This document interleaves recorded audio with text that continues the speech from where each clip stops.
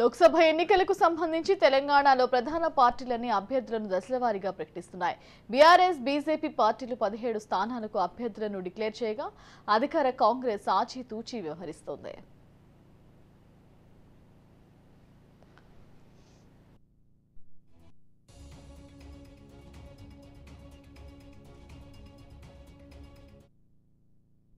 Parliament ఎన్నికల్లో majority సీట్లు సాధించడమే లక్ష్యంగా టీ కాంగ్రెస్ దూకుడు పెంచుతోంది.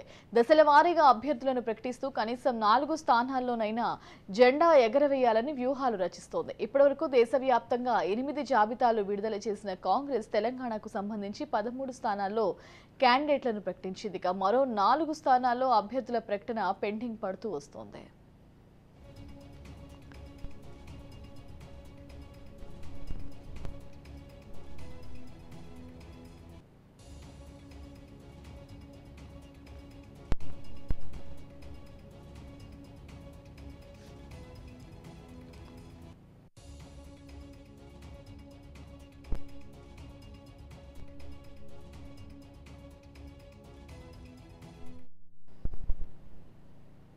హైదరాబాద్, ఖమ్మం, వరంగల్, కరీంనగర్ స్థానాలకు అభ్యర్థులను ఖరారు చేయాల్సి ఉంది. ఈ 4 స్థానాల్లోనూ పోటీ ఎక్కువగా ఉండడంతో అధిష్టానంతో చర్చించి పేర్లు ఖరారు చేసేందుకు టీ కాంగ్రెస్ కసరత్తు చేస్తోంది. ఈ క్రమంలోనే తెలంగాణలోని 17 పార్లమెంట్ నియోజకవర్గాలకు ఇన్ఛార్జీలను నియమించింది టీ కాంగ్రెస్. తెలంగాణ కాంగ్రెస్ వ్యవహారాల ఇన్ఛార్జ్ దీపాదాస్ మున్షి ఆదేశాల మేరకు పార్లమెంట్ నియోజకవర్గాలకు మంత్రులు, సీనియర్ నేతలను ఇన్ఛార్జీలుగా నియమిస్తూ TPCC working president MLC Mahesh Kumar Goud ఆదేశాలు జారీ చేశారు.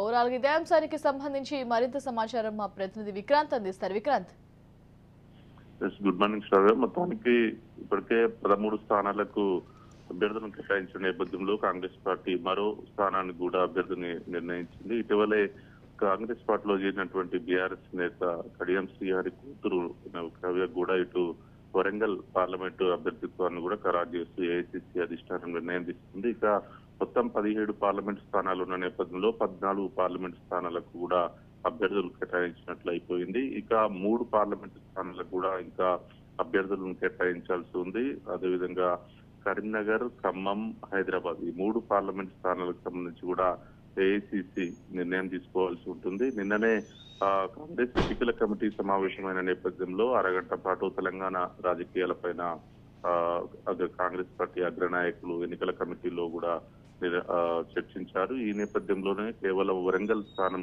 సంబంధించి బీఆర్ఎస్ పార్టీలో టికెట్ వచ్చినప్పటికీ బీఆర్ఎస్ పార్టీని కాదని ఆ పార్టీకి రాజీనామా చేసి కాంగ్రెస్ పార్టీలో చేరినటువంటి కావ్యకు కడియం శ్రీహరి కూతురుకే కాంగ్రెస్ పార్టీ కూడా టికెట్ ఇచ్చింది. ఇక 3 పార్లమెంట్ స్థానాలకు సంబంధించి కూడా ఖమ్మంలో తీవ్రమైన పోటీ ఉంది. ఖమ్మం సంబంధించి ఇప్పటికే 3 మంత్రులు ఉన్న నేపథ్యంలో కూడా ఆ 3 మంత్రులకు సంబంధించిన కుటుంబీకులే అక్కడ పోటీ పడతా ఉన్నారు. ఉప ముఖ్యమంత్రిగా ఉన్నటువంటి బట్టి విక్రమార్క భార్య నందినితో పాటు పొంగులేటి శ్రీనివాస్ రెడ్డి తమ్ముడు, అదేవిధంగా మరోవైపు తుమ్మల నాగేశ్వరరావు కొడుకు, వీళ్ళు 3 కూడా పోటీ పడుతున్న నేపథ్యంలో కూడా అది ఇంకా ఆలస్యం చేస్తా ఉన్నారు. ఓవైపు బట్టి విక్రమార్కకు సంబంధించి ఇప్పటికే ఉప ముఖ్యమంత్రిగా ఉన్న నేపథ్యంలో కూడా తన భార్యని పోటీ నుంచి తప్పుకోవాలని కూడా ఏఐసీసీ అధిష్టానం కోరినట్లు కూడా తెలుస్తా ఉంది. ఇక పోటీ పొంగులేటి శ్రీనివాస్ రెడ్డి తమ్ముడికే టికెట్ వచ్చే అవకాశం కొంచెం ఎక్కువగా కనిపిస్తా ఉంది. మరోవైపు కరీంనగర్ పార్లమెంట్ స్థానానికి సంబంధించి మొదటి నుంచి పార్టీ సీనియర్ నేత ప్రవీణ్ రెడ్డిని అనుకున్నప్పటికీ చివరి నిమిషంలో తీర్మార్ మల్లన్నకు టికెట్ ఇవ్వాలని అనుకున్నట్టు తెలుస్తా ఉంది. అయినప్పటికీ ముఖ్యమంత్రి రేవంత్ రెడ్డి మాత్రం ఏఐసీసీ అధిష్టానం ముందు మరో కొత్త ప్రతిపాదన పెట్టినట్టు తెలుస్తా ఉంది. గతంలో మొన్నటి వరకు ఉన్నటువంటి బీఆర్ఎస్ పార్టీకి సంబంధించిన బీసీ మంత్రి, మాజీ మంత్రిని కాంగ్రెస్ పార్టీలో చేరుతా ఉన్నట్టు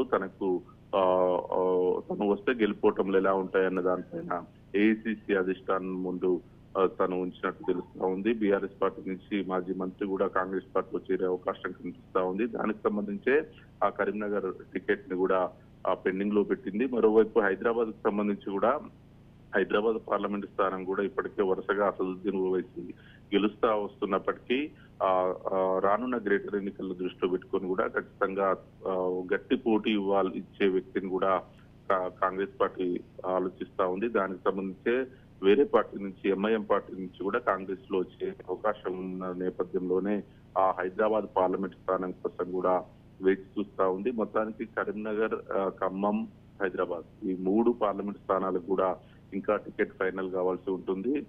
మరోసారి మాత్రం ఈ నెల 9వ తారీఖున కాంగ్రెస్ పార్టీ ఎన్నికల కమిటీ భేటీ కాబోతా ఉంది. ఆ భేటీలో రానున్న 9వ తారీఖే ఆ 3 పార్లమెంట్ స్థానాలకు సంబంధించిన అభ్యర్థి మాత్రం ఫైనలైజ్ అయ్యే అవకాశం కనిపిస్తా ఉంది. ఈ నెల 6వ తారీఖున కూడా తుక్కుగూడలో భారీ బహిరంగ సభ ఏర్పాటు చేస్తున్నారు. ఈ భారీ బహిరంగ సభకు ఏఐసిసి అధ్యక్షుడు మల్లికార్జున ఖర్గేతో పాటు అగ్రనేత రాహుల్ గాంధీ కూడా అటెండ్ కాబోతా ఉన్నారు. దానికి సంబంధించి కూడా నిన్న పెద్ద ఎత్తున ఏఐసిసి అధ్యక్షుడు మల్లికార్జున ఖర్గేతో పాటు జనరల్ సెక్రటరీగా ఉన్నటువంటి కేసీ వేణుగోపాల్ నేతృత్వంలో కూడా ముఖ్యమంత్రి రేవంత్ రెడ్డి, ఉప ముఖ్యమంత్రి బట్టి విక్రమార్క కూడా సుదీర్ఘంగా చర్చలు జరిపారు. అది ఎలాగైనా 10 లక్షల మందితో కూడా సక్సెస్ చేయాలని మాత్రం నిర్ణయించినట్టు తెలుస్తా ఉంది. ఏదేమైనప్పటికీ ఈ నెల 9వ తారీఖున మాత్రం ఈ 3 పార్లమెంట్ స్థానాలకు సంబంధించి అభ్యర్థులు ఖరారయ్యే అవకాశం కనిపిస్తా ఉంది. ఇప్పటికే 17 పార్లమెంట్ స్థానాలకు సంబంధించి 14 పార్లమెంట్ స్థానాలకు అభ్యర్థులను మాత్రం కాంగ్రెస్ పార్టీ నిర్ణయించింది. Right, thank you Vikrant.